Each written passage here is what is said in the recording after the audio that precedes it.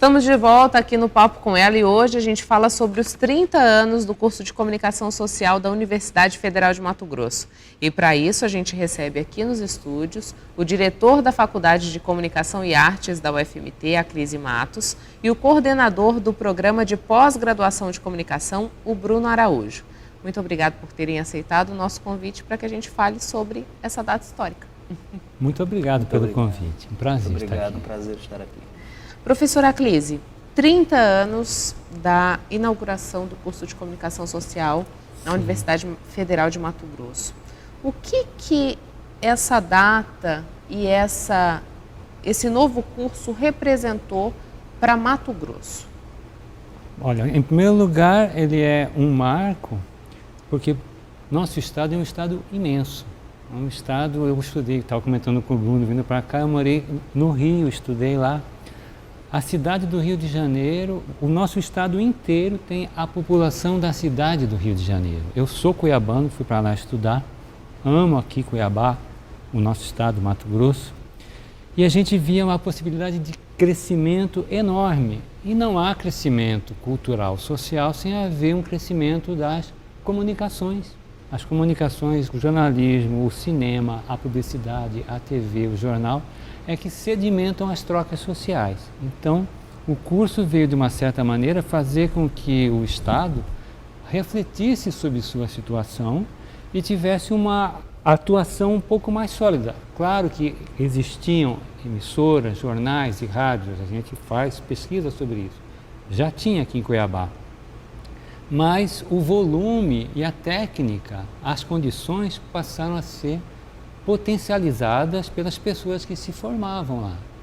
Quando começou, vieram professores de fora, USP, de Brasília, de Minas Gerais, e alguns profissionais do próprio mercado que estavam aqui, contribuíram para que o curso saísse. Sem dúvida, ele é um marco, porque as comunicações cresceram astronomicamente, o nosso estado cresceu bastante e tem espaço ainda para crescer. Se bem que hoje em dia todo mundo se preocupa com as mídias sociais, que é outro enigma que cabe a gente da universidade estar pensando como será essa transformação e como podemos crescer com ela também. Bruno, fala um pouquinho para a gente do que representa nesse momento o início do mestrado na área de comunicação social. Porque até então acho que só tínhamos em saúde e educação na Universidade Federal de Mato Grosso, é isso? Não, antes de primeiro agradecer a oportunidade de estar aqui, a Universidade Federal de Mato Grosso tem já uma longa tradição na pós-graduação, com programas de mestrado e programas de doutorado. Não apenas na área de saúde e de educação, temos várias outras áreas com programas de pós-graduação. Mas no caso da comunicação, você está certa, nós não tínhamos até o início deste ano, até 2020. No ano passado, preparamos com os cursos que compõem o nosso departamento uma proposta que foi encaminhada à CAPES, né, que faz sempre um rigoroso processo de avaliação das propostas de pós-graduação, e nós tivemos a felicidade, logramos êxito na proposta que o nosso departamento encaminhou, de forma que nós ficamos muito felizes. E ficamos felizes, sobretudo, pelo simbolismo desse momento, como você bem mencionou. São 30 anos, então há uma história, de certa forma, de preparação, de gestão do terreno, de amadurecimento das questões, para que agora, ao lado de um corpo de professores, possamos, então, tenhamos podido submeter essa proposta e obter sucesso. Pegando aqui um gancho com a fala do professor Aclise, que falou no enigma das mídias sociais, me parece que essa é uma chave importante para explicar o quão fundamental é uma pós-graduação neste momento, na nossa universidade, no estado de Mato Grosso. De fato, nós vivemos um momento em que as comunicações dominam a vida contemporânea, não é? Estão presentes em todos os setores da nossa vida, impactam diretamente as instituições sociais, o próprio jornalismo, o próprio mundo das comunicações, né, as mídias sociais, de forma que é necessário que nós tenhamos uma reflexão crítica cada vez mais aprofundada sobre os impactos sociais que os meios de comunicação têm na nossa vida. E me parece que é no espaço da pesquisa acadêmica, ao nível da pós-graduação sobretudo, onde nós poderemos buscar respostas para esse enigma, como dizia o professor Aclise. de que maneira a comunicação impacta a nossa vida e como é que nós vamos encontrar caminhos para lidar com essa realidade que chegou para ficar e contra a qual não há muito o que fazer. As mídias são uma realidade, o impacto que elas causam na democracia, nas instituições sociais, nos vários ramos profissionais são uma realidade, é um impacto real e cabe à universidade, me parece que a universidade pública, né, como uma de suas missões, encontrar respostas, encontrar caminhos, encontrar chaves de reflexão para que a gente possa entender esse novo momento que todos nós vivemos. Professora Clise, quando a gente pensa nas mídias sociais, né, como o senhor já pontuou, o professor Bruno também, como fica a preparação do profissional que vai entrar no mercado de trabalho diante desse novo cenário? Né? E com as mídias sociais nós também tivemos o evento da proliferação das fake news, né? Uma preocupação, inclusive do Tribunal Regional Eleitoral, do Tribunal Superior Eleitoral, na influência das eleições municipais que se avizinham. E como que fica a formação desse profissional dentro desse novo universo? E o papel da universidade nisso, né? É uma grande pergunta, fascinante. Como o professor Bruno falou, as mídias sociais elas estão aí. Antigamente a gente tinha muita vida e pouca notícia. A gente vivia, parecia que era um marasmo, porque pouca coisa, o mal da gente não sai no jornal, tinha aquela música, né? Porque a vida pulsava, a vida estava aí, a nossa vida cotidiana, mas não tinha que ter essa passagem pelas mídias sociais. Hoje a pessoa vai a um restaurante, a um café, fotografa e posta que está lá. Então temos uma proliferação de repórteres constantemente. Até um dos enigmas que se tem é se essas mídias não podem ser utilizadas para saber o que as pessoas fazem para nos vender produtos. O Google está ligado, ainda bem meu celular está agora desligado, se você fala aqui, por exemplo, cosmético, já vai vir anúncio de cosmético, porque é incrível a penetração que eles têm da nossa vida privada. Esse é outro fator muito, muito grave. As pessoas não têm uma vida privada mais, porque as mídias sociais, ela tem a instantaneidade e a durabilidade. Acontece estar ali, mesmo que a pessoa delete ou ouvir, dá algum salve ali, fica registrado. Então, é uma cobrança muito maior. Eticamente, acho que problemas éticos a gente tem, mas hoje eles são facilmente detectáveis. Tanto é que para poder conseguir alguma burla, as pessoas fazem via proliferação de muitas fontes, como se tivesse pipocado em vários lugares ao mesmo tempo. Falava-se antigamente de utopia, né? Hoje nós temos a heterotopia, vários lugares diferentes acontecendo simultaneamente. Eu sei que é uma questão que permite muitas coisas, fake news sempre houve, mas antes era no jornal. Hoje em dia, qualquer boato, alguém que está ali pelo celular, transmite alguma coisa ali. A pulverização é maior, né? E eu vejo que as pessoas com mais idade são as que mais caem nos fake news. Porque elas acreditam que as mídias sociais são como o antigo jornal, que aquela notícia foi, de fato, fiscalizada, vista se era real ou não. E muitas pessoas não se dão conta disso. Qualquer coisa passa por ali. Muita coisa tem que ser vista ainda. Professor Bruno, como ficam os demais meios de comunicação, né? O jornal impresso, o rádio, TV, os próprios sites, com esse fenômeno das mídias sociais? Olha, é indiscutível a penetração e o impacto que as mídias sociais causam no jornalismo, mas nas várias outras áreas da comunicação, né? Nas questões publicitárias, nas questões do cinema.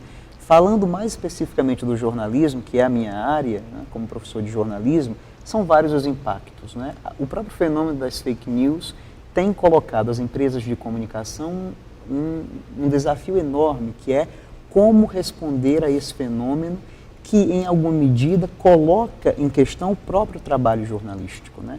Quer dizer, o jornalismo para uma democracia é fundamental, né? ainda que alguns atores do campo político façam críticas à imprensa, é preciso que as pessoas considerem que a imprensa, numa democracia, é fundamental, né, para fiscalizar o poder, para acompanhar aquilo que os nossos governantes fazem. Naturalmente que ela precisa ter responsabilidade. Na universidade, nós fazemos todo um esforço, não apenas para reproduzir práticas do mercado, mas também para pensar outras possibilidades no sentido de uma comunicação jornalística mais responsável, mais inclusiva, mais voltada para as questões da cidadania. Agora, é indiscutível que o jornalismo está sob ataque e este ataque, quer dizer, vem um pouco desse burburinho que se cria nas redes sociais, em que as pessoas, nós estamos num momento em que os autores chamam de pós-verdade, não é? Quer dizer, não interessa mais o fato, o que interessa são as versões que eu conto, né, ou que as pessoas próximas a mim contam sobre o fato. E isso é um fenômeno que não é um fenômeno brasileiro, mas um fenômeno mundial, né, da nossa contemporaneidade. E nesse momento o jornalismo se faz ainda mais necessário, como aquele que vai organizar os acontecimentos, como aquele que vai separar, como nós falamos, né, em senso comum, o joio do trigo. Agora, do ponto de vista da profissão jornalística, os impactos são enormes, né? Você conhece muito bem o ambiente das redações, as redações se modificaram, né? Quer dizer, hoje nós temos redações muito mais convergentes, a própria formação do profissional do jornalismo é uma formação que deve considerar essas alterações tecnológicas, mas se tivesse que mencionar uma questão crítica, digamos, envolvendo o impacto das mídias sociais, seria justamente essa dificuldade que o jornalismo tem, por vezes, de lidar com todo esse ataque que vem do espaço das redes sociais. Naturalmente, está aqui uma ameaça, mas está aqui também uma força, né? Uma força para que o jornalismo continue deixando claro o seu papel, né, de esclarecimento, o seu papel de mediador das relações sociais e de mediador dos assuntos para o bem do seu público, para aqueles que compõem a nossa sociedade. Professora Aclise, nesses 30 anos nós tivemos alterações no que diz respeito à Faculdade de Comunicação Social. O senhor bem pontuou quando chegou aqui que há 5 anos nós tivemos a transformação da Faculdade de Comunicação e Artes. Sim. O que isso traz de novo para a comunidade mato-grossense e também de que forma impacta o mercado, a produção da comunicação, a produção de artes em Mato Grosso? Então, a nossa faculdade, ela agrega os cursos de comunicação e os cursos de artes, que hoje nós temos os cursos de música, né? Violino, violão, clarineta, regência, canto, né? E antes era um instituto de linguagens, o IEL, porque a comunicação é uma linguagem, é uma metalinguagem, porque ela trabalha com todas as linguagens. Aqui nós temos imagem, som, cores, né? Então a gente tem as telecomunicações, então tem isso. As artes são uma outra linguagem também e as letras. Então antes funcionava desse modo, mas acontecia que quando nós já tínhamos 5 cursos em COIS e artes e 5 cursos na área de letras. E ter apenas uma única diretoria, uma única faculdade, não permitia que as demandas de todos esses cursos pudessem ser supridas.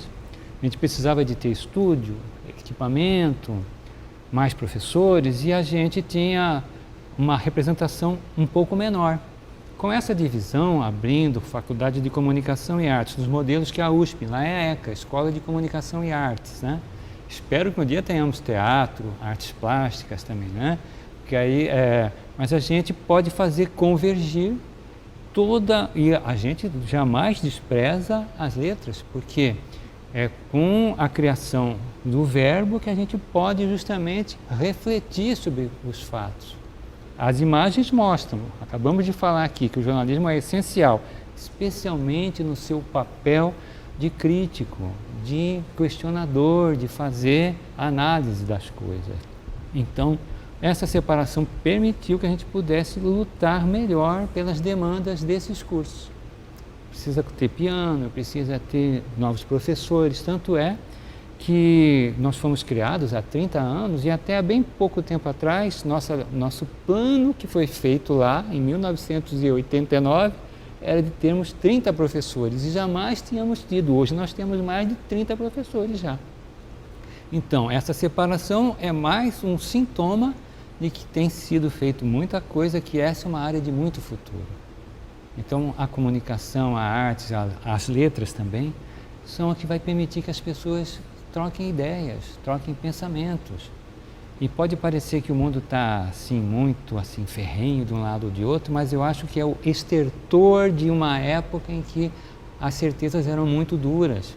Hoje o mundo ele é rápido, flexível, maleável, e a universidade tem que estar pronta para isso. A própria grade curricular, como você bem lembrou, ela cabe uma flexibilidade. Hoje 10% da nossa carga horária no curso da publicidade, os outros cursos também, é para projetos extensionistas. Que são isso? São projetos em que a gente atende a comunidade. Então o curso de artes faz um certo concerto, a gente grava e coloca pelas redes sociais para que as pessoas de várias escolas, de várias partes, possam ver um concerto, um debate que a gente tenha, por exemplo, da Toca, a agência experimental, a gente grava e aquilo permite que as pessoas em casa ou pelo ensino médio, o projeto de educomunicação é um projeto fascinante que eu trabalhei 2 anos com ele, com o professor Edielson, professor Tinho. Nós íamos para várias escolas e